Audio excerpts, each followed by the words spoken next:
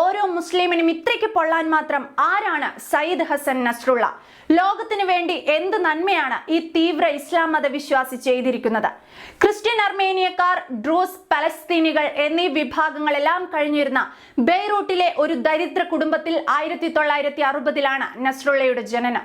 മതകാര്യങ്ങളിൽ തൽപരനായിരുന്ന അദ്ദേഹം ഇറാഖിൽ 3 വർഷത്തെ മതശാസ്ത്ര പഠനം നടത്തുമ്പോഴായിരുന്നു ഹിസ്ബുള്ളയുടെ സ്ഥാപക നേതാവായ അബ്ബാസ് അൽ മുസാവിയെ കണ്ടുമുട്ടുന്നത്.